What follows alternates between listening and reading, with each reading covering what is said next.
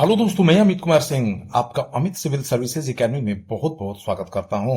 दोस्तों, मैं आज आपके लिए 13 और 14 सितंबर 2024 के सभी इंपॉर्टेंट बिहार करंट अफेयर्स लेकर हाजिर हूं, जिसमें हम लोग राष्ट्रीय और अंतर्राष्ट्रीय खबरों को भी देखते हैं। दोस्तों, मेरा चैनल देखने के लिए आप सभी का बहुत बहुत धन्यवाद। आप चैनल को सब्सक्राइब करते हैं, दोस्तों में शेयर करिए और ऐसे ही वीडियो प्राप्त करने के लिए हमारे चैनल से जरूर जुड़े। हमारे चैनल का पीडीएफ भी आपको मिल जाएगा। ठीक है, जो भी वीडियो मैं डालता हूं उसका पीडीएफ भी आप प्राप्त कर सकते हैं हमारे Amit civil services academy Telegram channel से। तो चलते हैं आज के पहले क्वेश्चन की तरफ। बिहार के किस जिले में आलू अनुसंधान केंद्र खोला जाएगा? तो नालंदा जिले में। दोस्तों, जल संसाधन विभाग एवं संसदीय कार्य विभाग के मंत्री सर नालंदा जिले के प्रभारी मंत्री विजय कुमार चौधरी की अध्यक्षता में नालंदा के बिहार शरीफ में आलू अनुसंधान केंद्र खोलने का निर्णय हुआ है। इसके साथ ही उन्होंने राजकीय बीज गुणन प्रक्षेत्र सरमेरा कृषि फार्म सरमेरा की जमीन पर समेकित कृषि प्रणाली का कृषि अनुसंधान केंद्र खोलने की भी स्वीकृति दी है। दोस्तों, नालंदा जिला पर्यटक स्थल के लिए प्रसिद्ध है। नालंदा में स्थित राजगीर जो है दोस्तों, यहाँ पर बहुत पौराणिक स्थल है। आपको गर्म कुंड मिल जाएगा, पहाड़ियों पर बहुत बहुत ही अच्छे अच्छे दृश्य हैं, बहुत सारी चीजें हैं। तो राजगीर दोस्तों पर्यटक स्थल के लिए प्रचलित है। तो बिहार के नालंदा जिले में आलू अनुसंधान केंद्र खोला जाएगा। बिहार के किस व्यक्ति को सहकारिता शिरोमणि सम्मान मिला है? तो सत्येंद्र सिंह को। कृषक भारती कोऑपरेटिव लिमिटेड की नई दिल्ली में आयोजित 44वीं वार्षिक सभा में सत्येंद्र सिंह को सहकारिता शिरोमणि सम्मान मिला है। बिहार के सहकारिता मंत्री प्रेम कुमार हैं। भारत के सहकारिता मंत्री अमित शाह हैं। सत्येंद्र सिंह बिहार के सहकारी बैंक के पूर्व अध्यक्ष भी रह चुके हैं। अगर बिहार के कृषि मंत्री की बात की जाए तो मंगल पांडे हैं। अगर भारत के कृषि मंत्री की बात की जाए तो दोस्तों कौन है? शिवराज सिंह चौहान हैं। तो बिहार के सत्येंद्र सिंह को सहकारिता शिरोमणि सम्मान मिला है।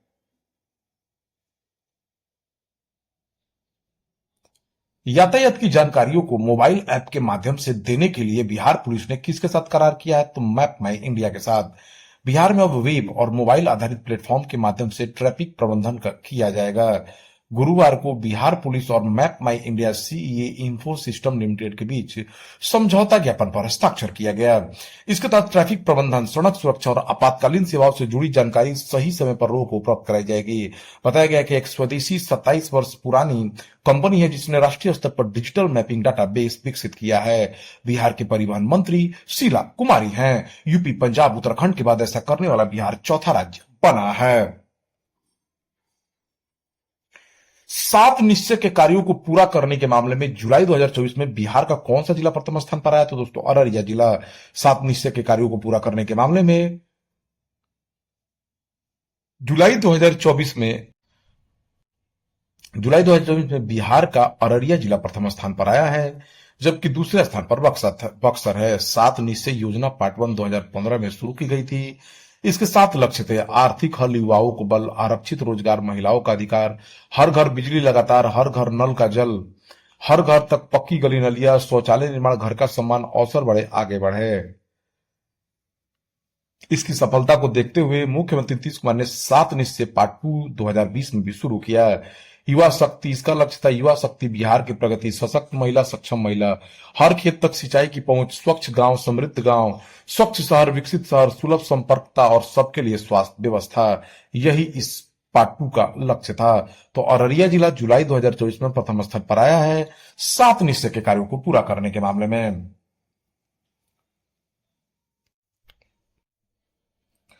17वें सीनियर नेशनल एक्वेटिक चैंपियनशिप 2024 में 3 गोल्ड मेडल किसने जीता है? तो माही श्वेतराज ने।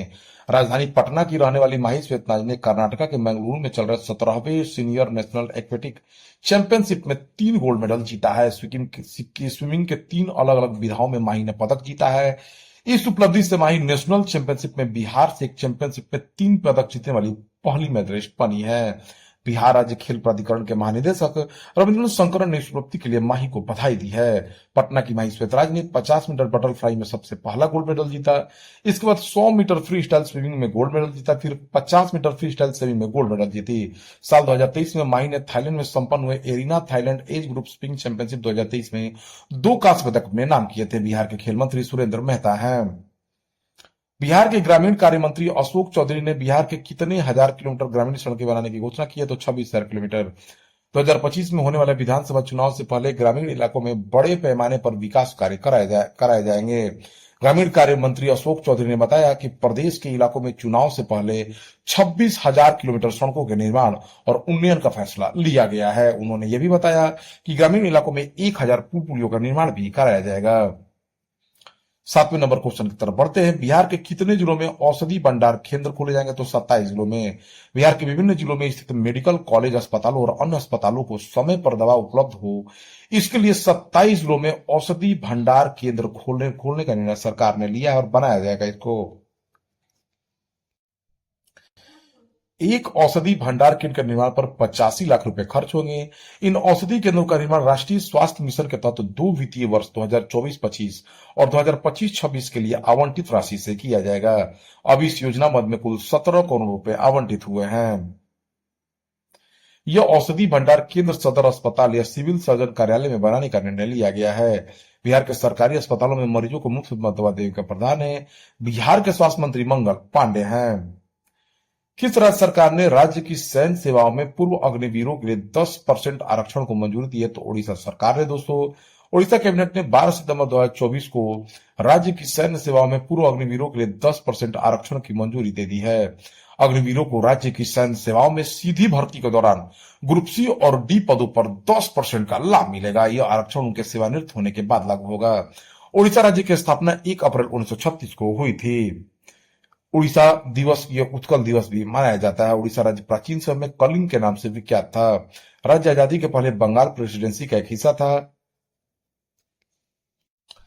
लंबे संघर्ष के बाद साल 1936 में जाकर राज्य को यह सफलता हासिल हुई और यह बिहार और बंगाल से अलग नया स्टेट बना। नवगठित उड़ीसा में 6 जिले कटक, पुरी, बालेश्वर, संबलपुर, कोरापुट और गंजम शामिल थे। उड़ीसा के मुख्यमंत्री मोहन मांझी हैं। उड़ीसा का राज्यपाल रघुवर दास है। उड़ीसा में पुरी जगन्नाथ मंदिर प्रसिद्ध है। कोणार्क सूर्य मंदिर भारत के उड़ीसा के पुरी के जिले में लगभग उत्तर पूर्व में कोणार्क में एक 13वीं शताब्दी सूर्य मंदिर है। मंदिर का श्रेय पूर्वी गंगवंश के राजा प्रथम नरसिंह देव को दिया जाता है। हाल ही में सीताराम येचुरी का निधन हो गया। वो किस पार्टी से संबंधित है, तो कम्युनिस्ट पार्टी ऑफ इंडिया का मार्क्सवादी। कम्युनिस्ट पार्टी ऑफ इंडिया मार्क्सवादी के महासचिव सीताराम येचुरी का आज 12 अगस्त को 72 साल की उम्र में निधन हो गया। तेज बुखार आने के बाद उन्हें 19 अगस्त को एम्स दिल्ली में भर्ती कराया गया था। सॉरी दोस्तों, 12 अगस्त नहीं, 12 सितंबर होगा, ठीक है। 12 सितंबर को 72 साल की उम्र में निधन हो गया। 19 अगस्त को एम्स में भर्ती कराया गया। 25 दिन से उनका इलाज चल रहा था। सीताराम येचुरी का जन्म 12 अगस्त 1952 को चेन्नई में हुआ था। अप्रैल 2022 में येचुरी ने तीसरी बार सीपीआईएम का महासचिव का पद संभाला था। आयुष्मान भारत के तहत अब कितने साल की उम्र के लोगों को भी मुफ्त इलाज मिलेगा, तो 70 साल से ऊपर के लोगों को भी। केंद्र सरकार ने आयुष्मान भारत योजना को और विस्तार दे दिया। अब 70 साल से ऊपर के सभी बुजुर्गों को इस योजना का लाभ मिलेगा। इसके तहत हर साल 5 लाख रुपए तक का इलाज मुफ्त कराया जाएगा। सरकार ने कहा है कि 70 साल और उससे ज्यादा उम्र के सभी बुजुर्ग, चाहे उनकी आर्थिक स्थिति कैसी भी हो, वो इस योजना का फायदा उठा सकेंगे। आयुष्मान भारत योजना या प्रधानमंत्री जन आरोग्य योजना भारत सरकार की एक स्वास्थ्य योजना है, जिसे 23 सितंबर 2018 को पूरे भारत में लागू किया गया है। पीएम ई ड्राइव स्कीम के बारे में कुछ जानकारी दोस्तों मैं आपको देना चाहूंगा। 11 सितंबर 2024 को पीएम नरेंद्र मोदी की अध्यक्षता में हुई कैबिनेट की बैठक में पीएम ई ड्राइव स्कीम को मंजूरी दे दी गई। इस स्कीम के तहत दोस्तों देश में इलेक्ट्रिक मोबिलिटी को बढ़ावा देने के लिए सरकार 10,900 करोड़ रुपए खर्च करेगी। यानी इलेक्ट्रिक वाहनों का ज्यादा इस्तेमाल कर सके लोग, उसके लिए सरकार बढ़ावा दे रही है। पीएम ई ड्राइव स्कीम के तहत 24 lakh e two wheelers, 3 lakh e three wheelers और 14,028 ई बस को सपोर्ट मिलेगा। इस योजना के तहत e two wheelers, e three wheelers, e ambulance, e truck और दूसरे उभरते हुए इलेक्ट्रिक व्हीकल्स को बढ़ावा देने के लिए 3,679 करोड़ रुपए की सब्सिडी भी दी जाएगी। सूचना एवं प्रसारण मंत्री अश्विनी वैष्णव ने बताया कि इस स्कीम का उद्देश्य इलेक्ट्रिक मोबिलिटी को बढ़ावा देना है। पीएम ई ड्राइव के तहत 85,800 साइटों पर चार्जिंग इंफ्रास्ट्रक्चर के लिए 100% सपोर्ट दिया जाएगा। पीएम ई ड्राइव स्कीम के तहत ई एम्बुलेंस के लिए 500 करोड़ रुपए भी आवंटित किया गया है। स्टेट पब्लिक ट्रांसपोर्ट अंडरटेकिंग द्वारा ई बस प्रोक्योर करने के लिए 4,391 करोड़ आवंटित किए गए हैं। इस डिमांड को सीएसएल द्वारा 40 लाख से ज्यादा आबादी वाले 9 शहरों में पूरा किया जाएगा, जिसमें दिल्ली, मुंबई, कोलकाता, चेन्नई, अहमदाबाद, सूरत, बेंगलुरु, पुणे और हैदराबाद शामिल है। ई ट्रक को बढ़ावा देने के लिए 500 करोड़ रुपए का प्रावधान किया गया है। मौसम संबंधी घटनाओं की सटीक जानकारी देने के लिए केंद्र सरकार ने कौन सा मिशन लॉन्च किया? तो दोस्तों, मिशन मौसम। पीएम नरेंद्र मोदी की अध्यक्षता में केंद्रीय मंत्रिमंडल ने 11 सितंबर 2024 को मिशन मौसम को मंजूरी दी है। इसके लिए 2 वर्षों में 2,000 करोड़ रुपए का प्रावधान किया गया है। इस मिशन का उद्देश्य मौसम संबंधी घटनाओं की सटीक जानकारी देना है, ताकि उससे निपटने के लिए प्रभावी उपाय किए जा सके और नुकसान से बचा जा सके। मिशन मौसम को मुख्य रूप से पृथ्वी विज्ञान मंत्रालय के 3 संस्थान, भारत मौसम विज्ञान विभाग, भारतीय उष्ण कटिबंधीय मौसम विज्ञान संस्थान और राष्ट्रीय मध्यम अवधि मौसम पूर्वानुमान केंद्र लागू करेंगे। इस कार्यक्रम का उद्देश्य वायुमंडलीय विज्ञान, मौसम निगरानी, मॉडलिंग, फोरकास्टिंग और मैनेजमेंट में रिसर्च डेवलपमेंट और कैपेसिटी को बढ़ावा देना है। यह advance observation system, high performance computing, artificial intelligence और मशीन लर्निंग जैसी अत्याधुनिक तकनीकों को एकीकृत करेगा। इसके साथ ही उच्च सटीकता के साथ मौसम की भविष्यवाणी के लिए एक नया मानदंड स्थापित करेगा। मिशन मौसम में कृषि, आपदा प्रबंधन, रक्षा, पर्यावरण, विमानन, जल संसाधन, ऊर्जा, पर्यटन, शिपिंग, परिवहन, ऊर्जा और स्वास्थ्य जैसे कई क्षेत्रों को सीधे लाभ होने की उम्मीद भी है। यह अर्बन प्लानिंग, सड़क और रेल और परिवहन, अपतटीय या ऑफशोर ऑपरेशंस और पर्यावरणीय निगरानी जैसे क्षेत्रों में डेटा आधारित निर्णय लेने की क्षमता को भी बढ़ाएगा। Open network for digital commerce का गैर कार्यकारी अध्यक्ष किसे नियुक्त किया गया है? तो आर.एस. शर्मा को।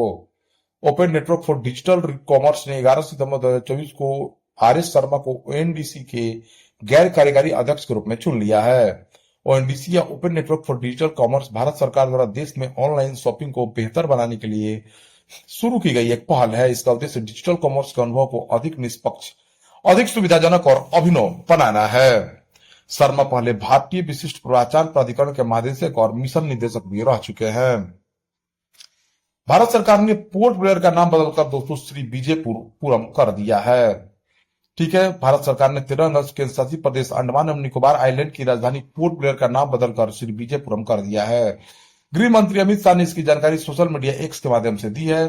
बस यह वही स्थान है जहां नेताजी सुभाष चंद्र बोस ने देश में पहली बार तिरंगा फहराया था। यहाँ की सेलुलर जेल में वीर सावरकर समेत अन्य स्वतंत्र सेनानियों ने कई साल सजा के तौर पर बिताया है। इसके पहले प्रधानमंत्री मोदी ने 23 जनवरी 2023 को नेताजी की 126वीं बर्थ एनिवर्सरी पर अंडमान निकोबार आइलैंड के 21 द्वीपों का नाम परमवीर चक्र विजेताओं के नाम पर करने का फैसला लिया था।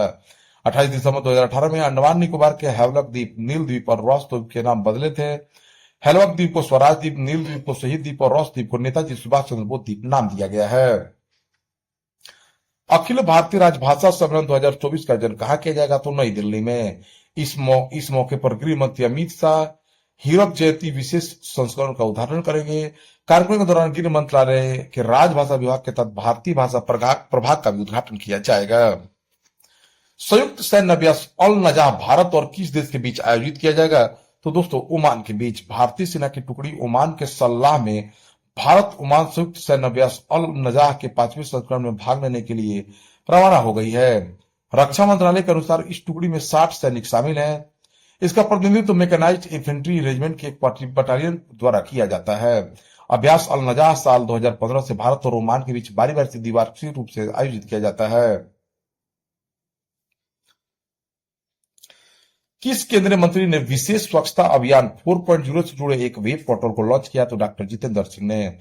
केंद्रीय मंत्री डॉक्टर जितेंद्र सिंह ने विशेष स्वच्छता अभियान 4.0 की प्रगति को निगरानी के लिए एक समर्पित वेब पोर्टल लॉन्च किया है। इस अभियान का उद्देश्य केंद्रीय सरकारी कार्यालयों में स्वच्छता को संस्थागत बनाना है। सरकार ने स्वच्छता को संस्थागत बनाने और लंबित मामलों को कम करने के लिए हर साल 2 से 31 अक्टूबर तक विशेष अभियान चलाने का निर्णय लिया है। केंद्रीय मत्स्य पालन मंत्री ने हाल ही में कौन सा ऐप लॉन्च किया? तो रंगीन मछली। केंद्रीय मत्स्य पालन, पशुपालन और डेयरी मंत्री राजीव रंजन सिंह ने हाल ही में भुवनेश्वर में रंगीन मछली मोबाइल ऐप लॉन्च किया। यह ऐप 8 भारतीय भाषाओं में लोकप्रिय सजावटी मछली प्रजातियों पर बहुभाषी जानकारी प्रदान करेगा। विदेश मंत्रालय ने आर रविंद्र को हाल ही में किस देश में भारत का अगला राजदूत नियुक्त किया है? तो आइसलैंड में। आर रविंद्र को आइसलैंड में भारत का राजदूत नियुक्त किया गया है। किस राज्य में हाल ही में जनजातीय विश्वविद्यालय स्थापित किए जाने की घोषणा की गई? तो महाराष्ट्र में। हाल ही में महाराष्ट्र के राज्यपाल सीपी राधाकृष्णन ने बताया कि आदिवासी समुदायों के छात्रों के लिए 80% आरक्षण वाला एक जनजातीय विश्वविद्यालय नासिक में स्थापित किया जाएगा। राज्यपाल ने अपने नासिक के दौरे में विभिन्न राजनीतिक दलों के स्थानीय प्रतिनिधियों से मुलाकात की और इस जनजातीय विश्वविद्यालय को बनाने का निर्णय लिया। महाराष्ट्र के मुख्यमंत्री एकनाथ शिंदे हैं। हाल ही में किस देश ने 79वें महासभा सत्र में संयुक्त राष्ट्र के सदस्य के रूप में सीट ग्रहण की है? तो फिलिस्तीन ने। संयुक्त राष्ट्र महासभा का 19वां सत्र मंगलवार को न्यूयॉर्क में शुरू हुआ, जिसमें फिलिस्तीन हालांकि संयुक्त राष्ट्र का पूर्ण सदस्य नहीं है, को महासभा हॉल में सदस्य देशों के साथ एक सीट आवंटित की गई। फिलिस्तीनी दूत रियाद मंसूर ने श्रीलंका और सूडान के बीच फिलिस्तीनी राज्य लेबल वाली एक मेज पर अपना स्थान ग्रहण किया।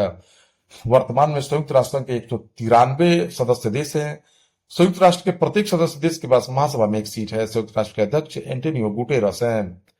तो दोस्तों, यह रहा 13-14 सितंबर के 2024 के सभी इंपॉर्टेंट बिहार करंट अफेयर्स, राष्ट्रीय और अंतर्राष्ट्रीय घटनाओं के साथ। ऐसे ही वीडियो प्राप्त करने के लिए आप हमारे चैनल से जरूर जुड़े। Thank you for watching my videos.